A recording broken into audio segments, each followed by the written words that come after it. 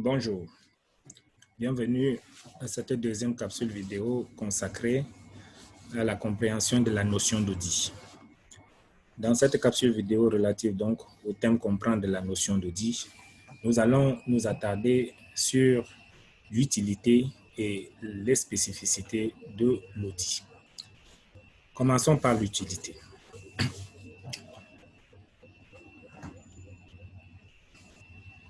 L'audit est utile en ce sens qu'il nous permet, de réduire l'incertitude sur les chiffres, sur les systèmes, sur l'efficacité et la fiabilité de la gestion.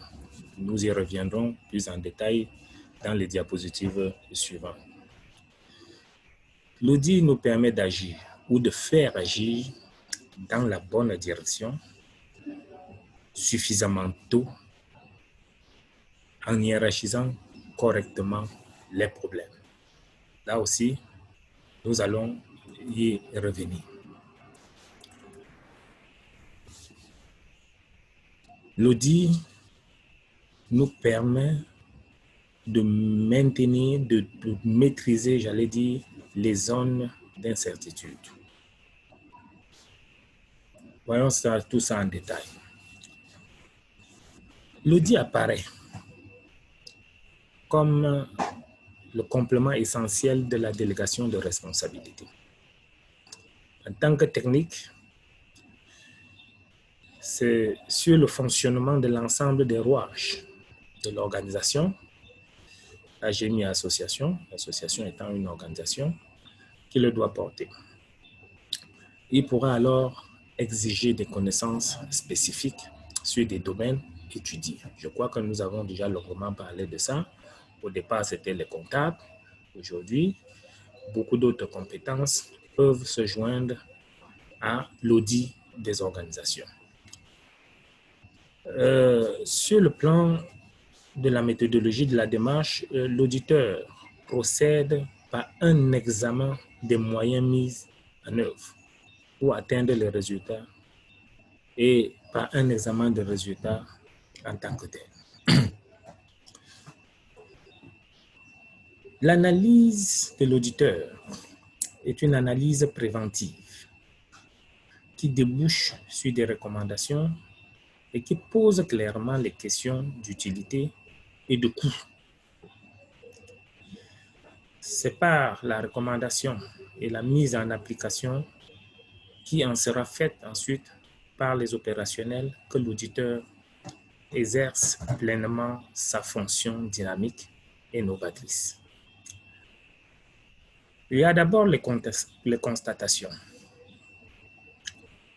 les constats, si vous voulez. C'est quoi les constats? Ce sont des informations vérifiées, recoupées, confirmées par les opérationnels.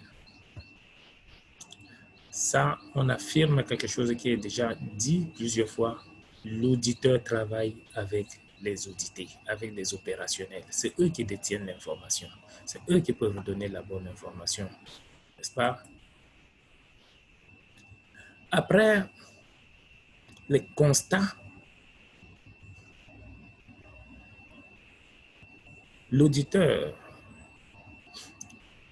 va se lancer dans des appréciations, lesquelles portent sur la conformité.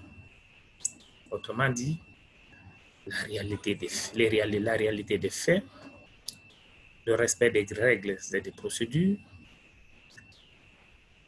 Il va apprécier l'efficacité, notamment sur le plan du coût, sur le plan de l'utilité de l'activité ou de l'organisation, de la rentabilité, contrôle de gestion, etc.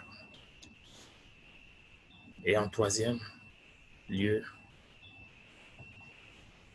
l'auditeur va formuler les recommandations, lesquelles doivent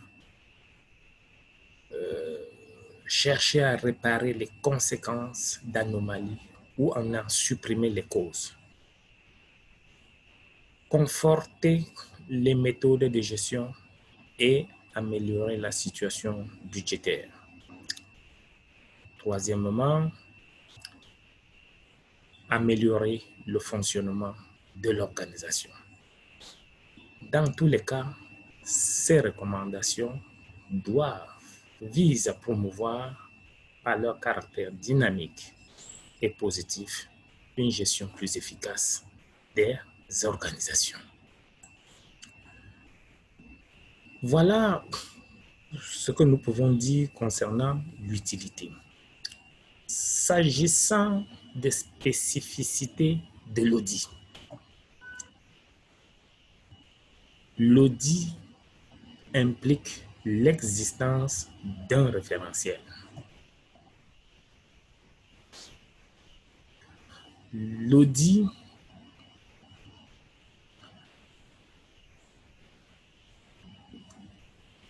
pour être audit doit s'atteler à collecter les faits.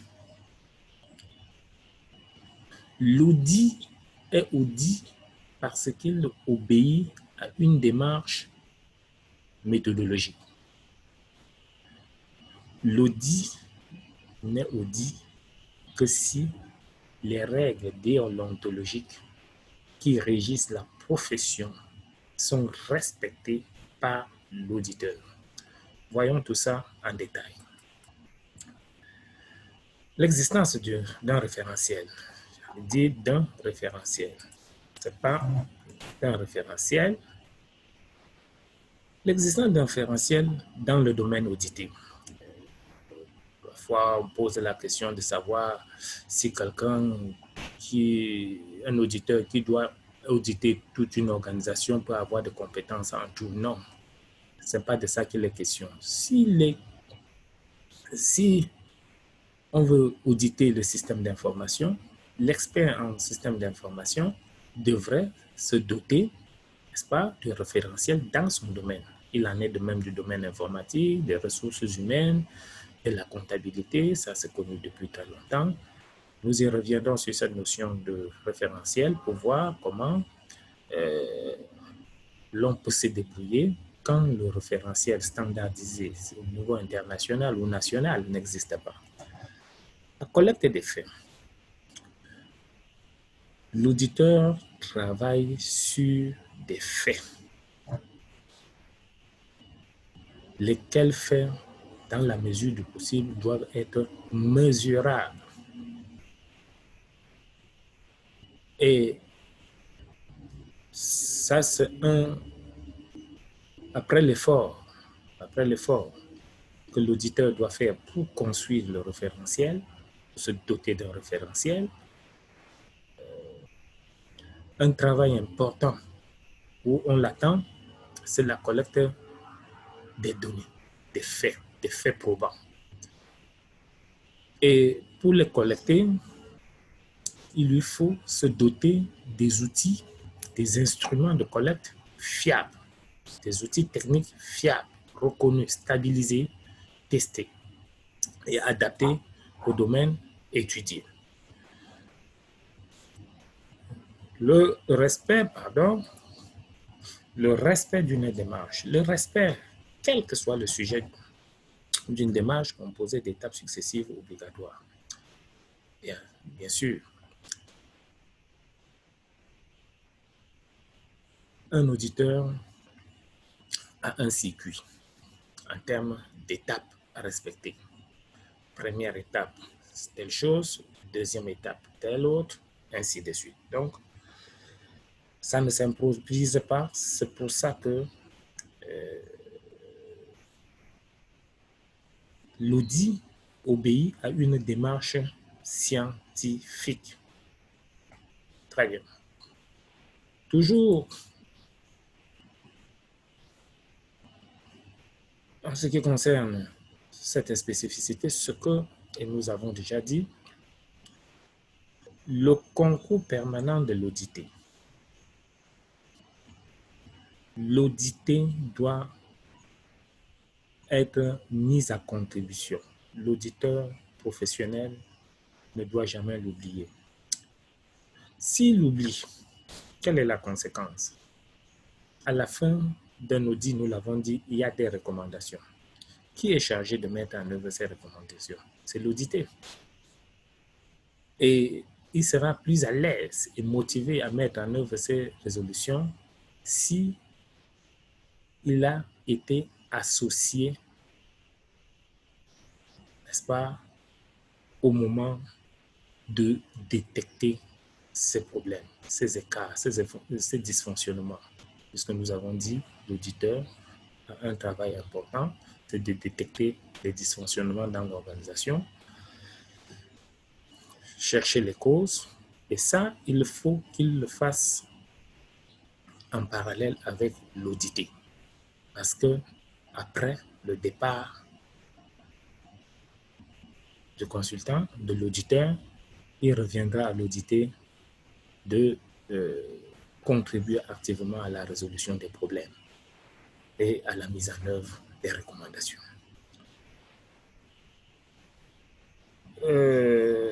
En effet, l'activité d'auditeur, notamment dans l'organe, ne doit pas le faire considérer comme le meilleur professionnel que les audités. Ça, c'est très important.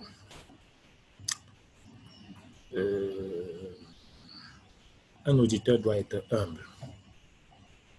Il a beau être le médecin, nous l'avons dit, des organisations, mais il ne peut pas savoir tout. Encore moins, il ne peut pas imaginer un seul instant qu'il soit meilleur que celui qui mène cette tâche au quotidien.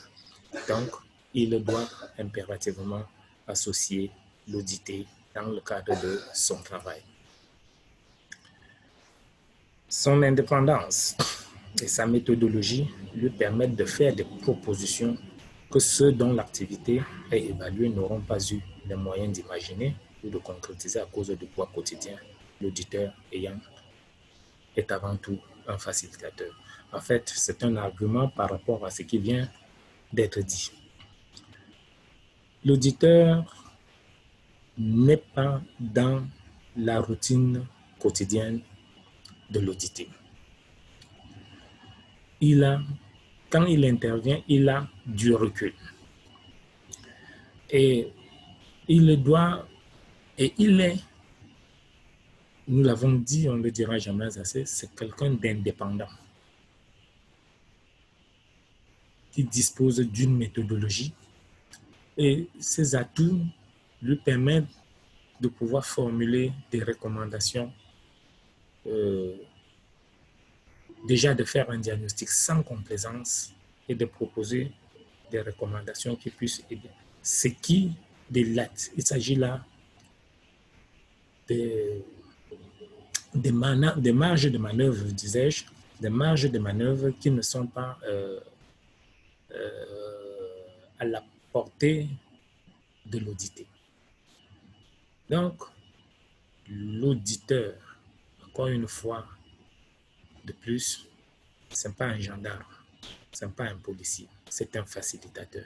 Il vient faciliter le travail de l'audité et l'aider à améliorer de manière continue son travail.